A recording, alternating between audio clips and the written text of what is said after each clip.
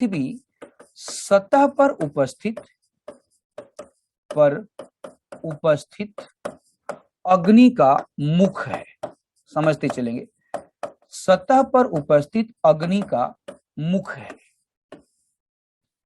इसका तात्पर्य ये हुआ, समझिए, इसका तात्पर्य यह हुआ कि अगर यहाँ पे पृथ्वी के सतह पर उपस्थित अग्नि का मुख है, इसका तात्पर्य यह भी हुआ कि इस मुख से अग्नि का या ऊष्मा का निष्कासन होगा। समझते चलेंगे, इस मुख से अग्नि का या ऊष्मा का निष्कासन होगा। ठीक है, क्वेश्चन उठा कि अगर इस मुख से अग्नि का निष्कासन होगा, ऊष्मा का निष्कासन होगा, इसीलिए तो इसे अग्नि का मुख बोला गया। पॉइंट को समझिएगा। चलिए एक छोटा सा फिगर बना के आपको समझाने का हम प्रयास करते हैं। समझेंगे आप इसे, एक छोटा सा फिगर बनाएंगे और फिगर बना करके हम समझाने का आपको प्रयास करेंगे। सपोज कीजिए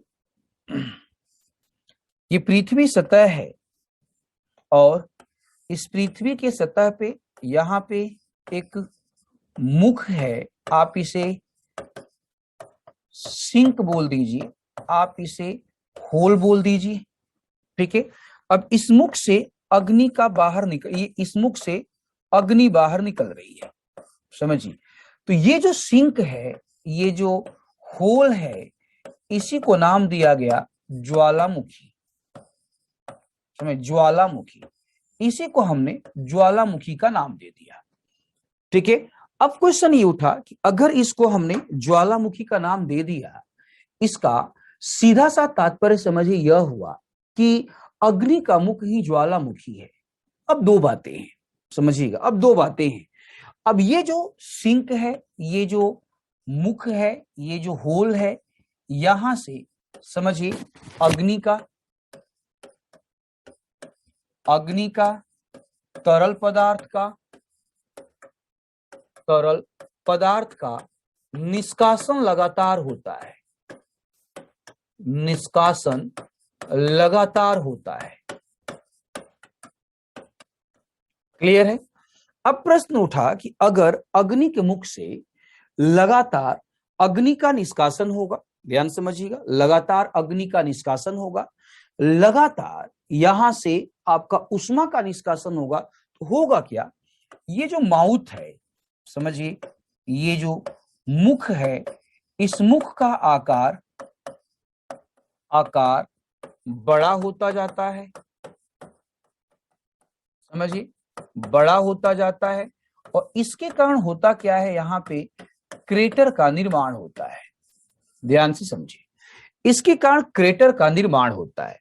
अब पॉइंट को समझिए, जब हम क्रेटर की बातें करते हैं, ध्यान समझिए, फिगर में दिखा रहा हूं मैं आपको, फिगर में क्रेटर दिखाने जा रहा हूं, आप अच्छे से फिगर को समझिएगा। जब हम क्रेटर की बातें करते हैं तो क्रेटर क्या है समझिए, इस फिगर को ध्यान से देखिए। देखिए ये क्या है आपका, इस फिगर को आप समझिए। ठीक है, यहां से आपका ये मुख बड़ा हो चुका है, यहां से लगातार राख निकल रहा है, लगातार यहां से समझिए आपका मैग्मा निकल रहा है। इसी को नाम दिया गया क्रेटर का। समझिए, इसी को नाम दिया गया क्रेटर का। ठीक है, अब एक बात समझिएगा, ये जो क्रेटर है, इस क्रेटर से लगातार पिघला पदार्थ निकलता है, राख निकलती है। पिघले पदार्थ को मैग्मा कहा जाता है, तो मैग्मा निकलता है आदिवासी में। तो लगातार यहां से पिघले पदार्थ निकलते रहते हैं। अगले पॉइंट को बड़े अच्छे से समझिएगा। सपोज कीजिए यहां पे एक क्रेटर है,